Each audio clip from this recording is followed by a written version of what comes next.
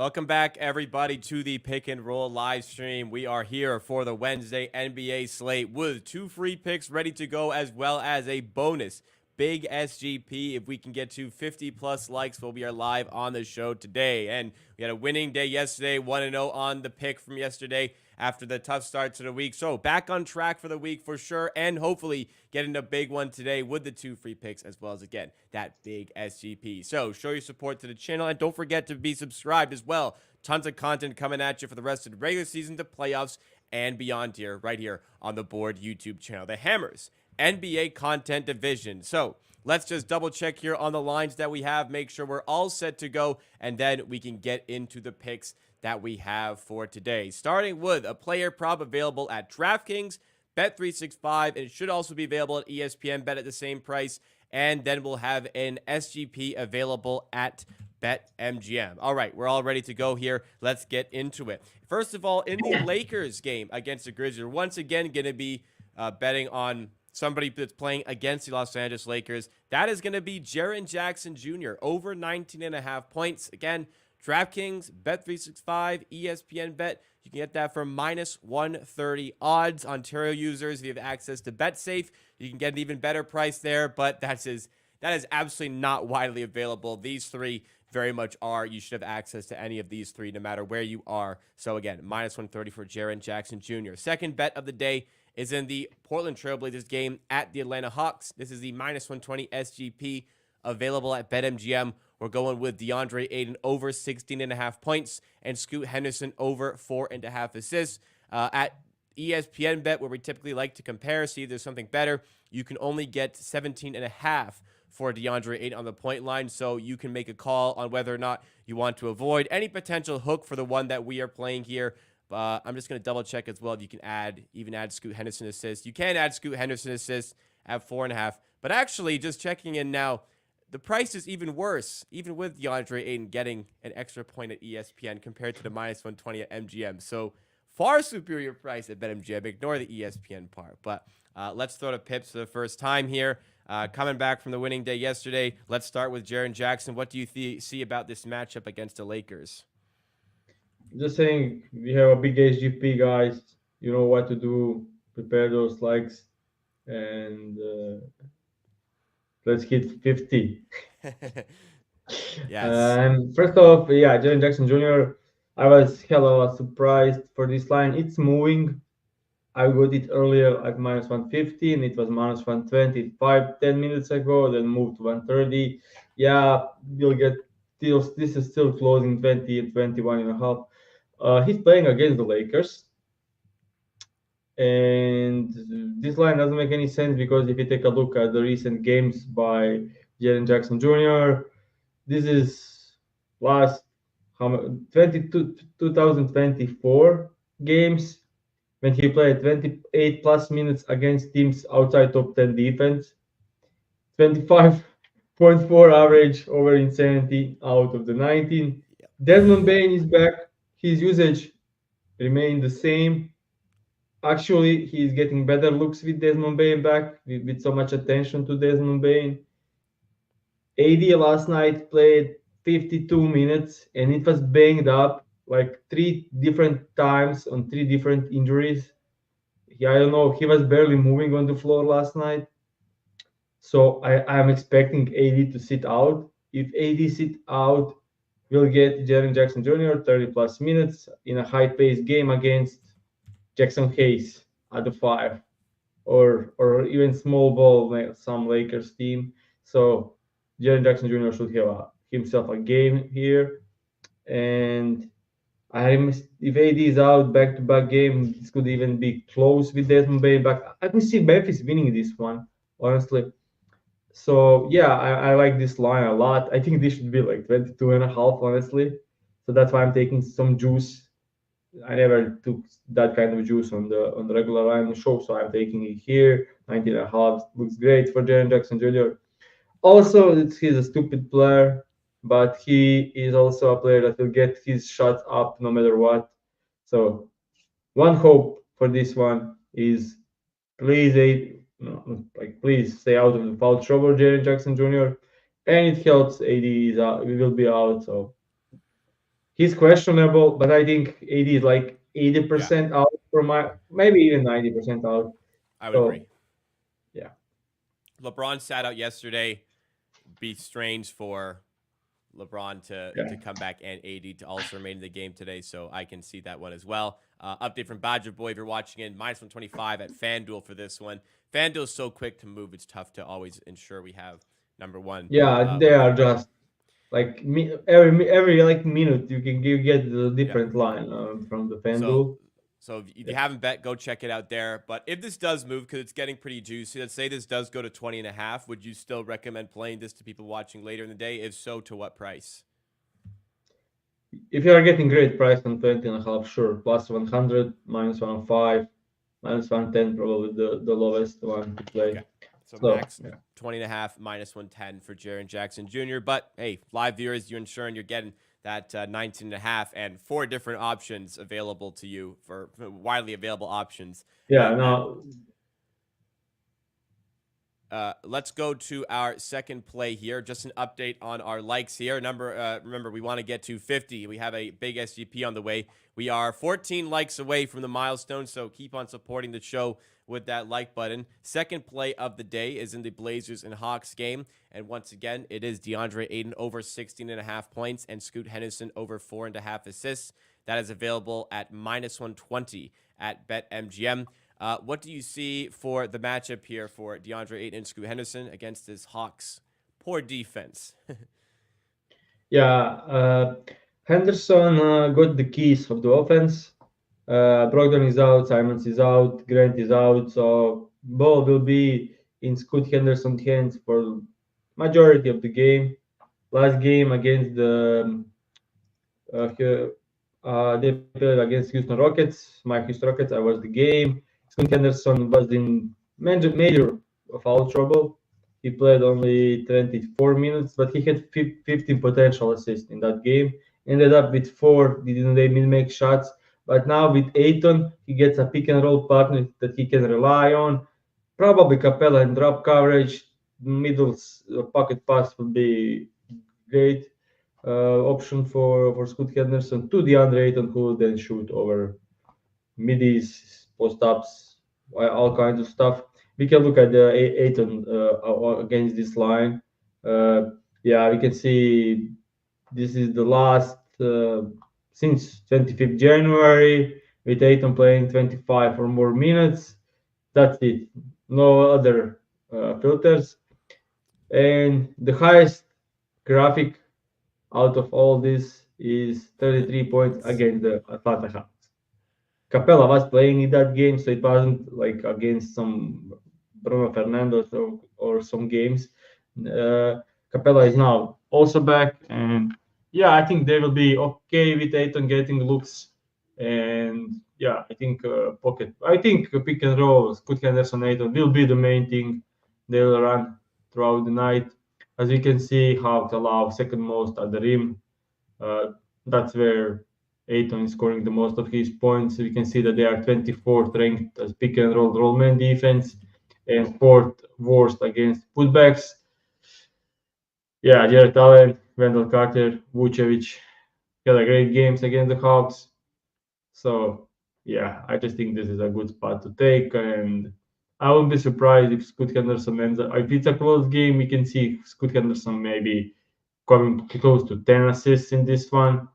So yeah, this works together pretty well because, like as I said, Simon's out, Brogdon out, Grant out. Pick and roll, Scoot Henderson, Aiton is probably the only thing they can do on offense.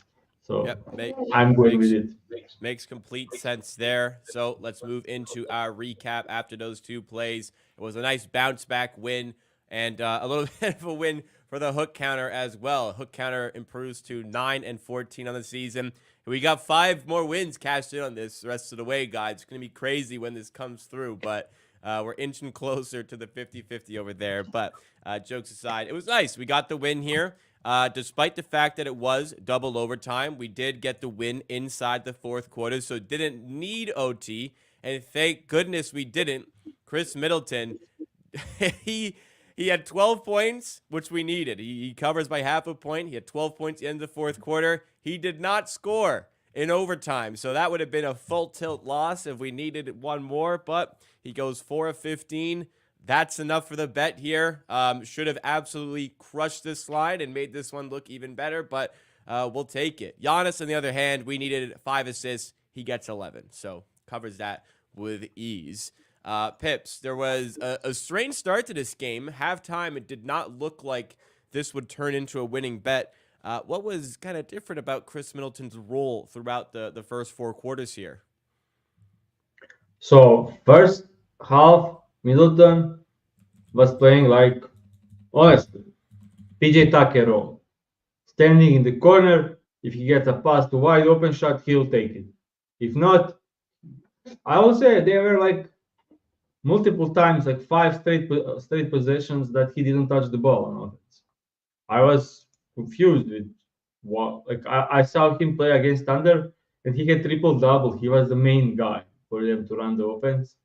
Now they completely went like didn't even use him. Second half started pretty much the same. First 4 minutes, no, not nothing from Chris Middleton, and then just switch. Every possession was run through the Middleton from the like for the rest of the third quarter and for the entire fourth quarter. He made a three, like the 3 minutes left to get to the 12, and then he shot like 5 straight possessions. Like Middleton had, I think, like 7 or 8 field goal attempts only in the fourth, while only shooting 3 times in the first 3 quarters, 2.5 quarters, like which is insane. And yeah, I mean, didn't make any sense. Bucks lost while they were up by 20. Another complete meltdown of Doc Rivers' team.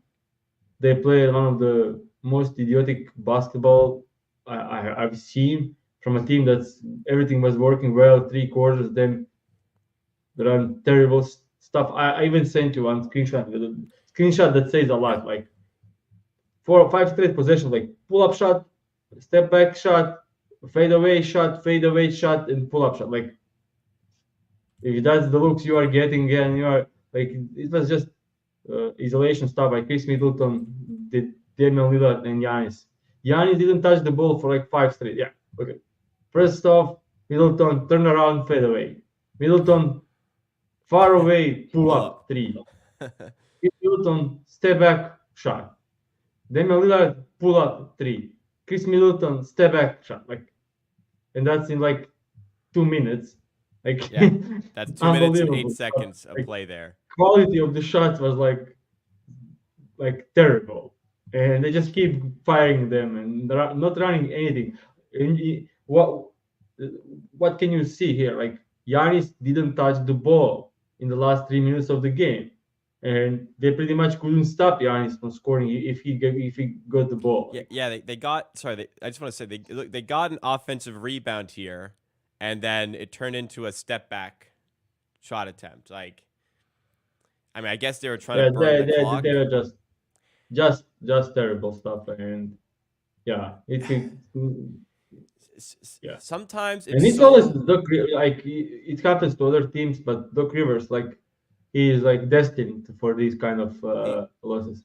it sometimes like I think this is in a lot of sports it's the case, but like NBA coaches are just praying for the final buzzer to go rather than just continuing to try and score. Like I get you want to, use up most of the shot clock, but you're Boston better off Celtics. taking a bit less time to get the points that you need to secure the game. Like you still need to score. You can't just completely stop, and that's what it looks like. That's what they did there. They paid the They're price. trying to waste time on every of these possessions, and then you try to waste 20 seconds to take a terrible shot. Yeah, If I'm on the other side, I would like gladly take it. yeah, Like I'm happy absolutely. with that if I'm opposing team. Same thing happened to the. I you know how many times I spoke about it, and fucking Celtics lost to the Hawks. Like they were up by 25, and exactly the same thing happened in the fourth quarter. they went away from their set actions, isolation from Tatum, isolation for Brown. They had missed couple of shots. Hawks made shots. Hawks wins the game, and that's why I have troubles. Like any other coach or any other player, like besides Tatum and Brown, I will have them winning easily. Like Boston Celtics, if they just didn't play like that in the last 2 minutes, I'll have them like the main like huge favorites to win the title. But knowing this, and it's happening constantly, like it's Yeah. not like once a season. It's like every fifth game it happens, and sometimes they get away with it when Jason Tatum makes crazy, ridiculous shots in the last 2 minutes when step back is going in. But when it's not going in, they lose the games, and you lose to the fucking Hawks. Like this is not a playing team. Like if you look at the team without Jalen Johnson, Trey Young, this is a like bottom five team I in the mean, league. even And with them, Celtic, they're barely a play-in team. Like they're the yeah, 10 seed, and they're way under 500. So, and it's yeah. not like Boston Celtics tried like to win the game. Like it wasn't like messing around. They were straight firing and just completely melted down. Now, as And much as it's important to take good shots, some like there was one play in that Celtics Hawks game. DeAndre Hunter, Hunter had the offensive rebound three with 10 seconds left. They were already winning with 10 seconds left. Offensive rebound, shot clock off. He had a catch and shoot three that he made, so it was the dagger that ended the game. But had he missed, he would have given the Celtics 10 full seconds, which was so. Sometimes, yeah, burn a bit of clock, but with 2.5 minutes left, my God, just go and get a good shot and score and put the game away. yeah, that was a terrible shot by Hunter, but he made it. He was feeling it. Hey, Yes, he knows he was feeling it, so he makes it, and nobody, and it doesn't end that's up one on of these like a low light don't for do all it, don't do time. it, don't shoot, I please think don't. there's And then yeah, he made there's it. I think there's a famous J.R. Smith clip where he takes a shot like that and gives the opposition another possession. I think it was him, but there's like some famous ones Oh, like that out there. yeah, If there were a anybody, it was couple, but J.R. I remember a couple of ones. But I think I Oh, saw so many. the best one is I think it's Denzel Valentine actually maybe I'm thinking of something else where they were down and he walked up and just hucked up a three. I don't know. Anyways, it went in, right? That's But the I'll say like I seen a couple of times, but didn't get to the point where other team win, so people forget it. Like yeah. if it's not like burn you Right, out, right. Doesn't then cost you the game, then it's fine. yeah, it's Right. not that. All right, we've kept the viewers waiting here, and you guys have stayed patient. We've been at 50 likes for a good amount of time here. Thank you so much for the support on the show today. Hopefully, a big day on the show with the two picks, plus this big SGP available at BetMGM. Just confirming we have the price locked in, and indeed we do. Here is the play. We're getting plus 333 odds at BetMGM. You can get this same play for plus 336 at ESPN Bet if you choose to do so. However, there's often some SGP tokens or boost tokens available at BetMGM, so see where you can get the best price available. But we're going here plus 333. We're going half a unit as always, as we do for these big SGPs, and here is the play. Miles Bridges under 22.5 points. Darius Garland under 20.5 points and over 5.5 assists, as well as the Cavaliers money line, as the Cavaliers are in town against the Charlotte Hornets. All right, Pips, take it away. What's your handicap behind this play?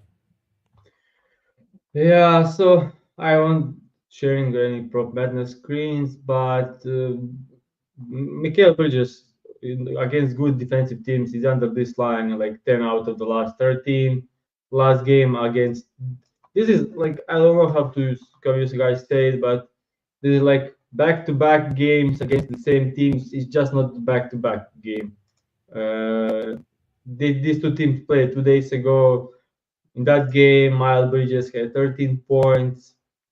He just couldn't get it going, especially against Evan Mobley. He's scoring usually athletic inside scorer.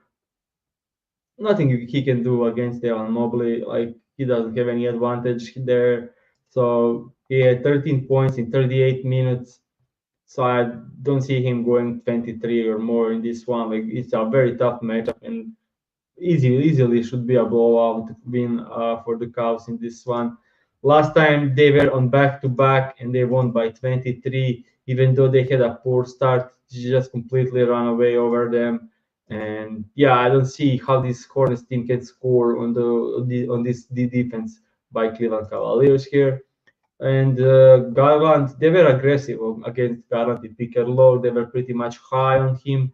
They tried to move the ball away from his hands. He ended up playing 33 minutes in that game, and he scored 15 points and had 10 assists. So in this one, I expect pretty much the same.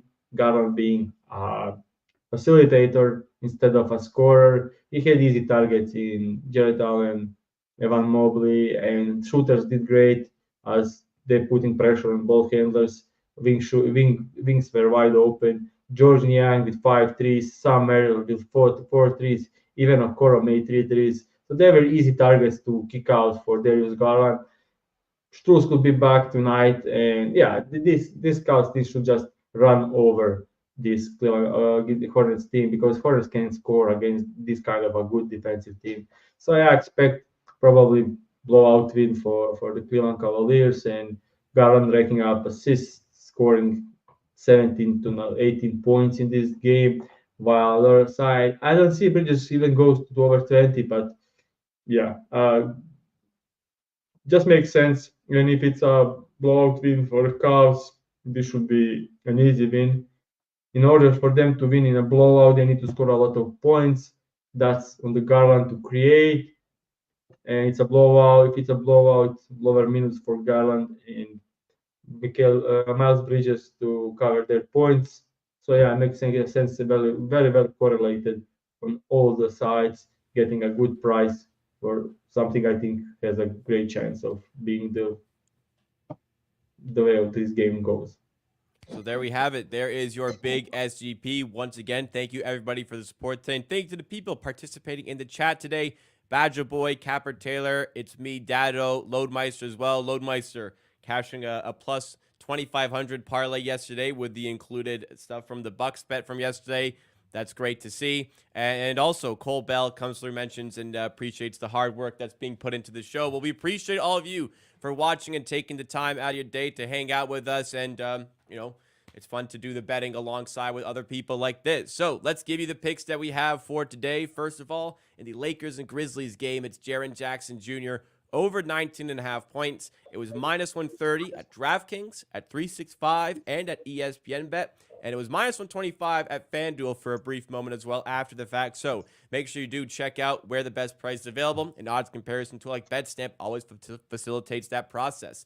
The second bet that we have here is in the Blazers and Hawks game. It is a minus 120 SGP at BetMGM for DeAndre Ayton over 16.5 points and Scoot Henderson over 4.5 assists. Your big SGP, which Pips just went through, just to repeat it here, is in the Cavaliers and Hornets game. It's plus 33 at BetMGM. It was plus 336 at ESPN Bet. Half a unit on Miles Bridges under 22.5 points, Darius Garland under 20.5 points and over 5.5 assists, and as well as the Cavaliers money line. Thank you again, everybody. We'll be back tomorrow morning, same time, same place for more pick and roll, and we hope to see you there.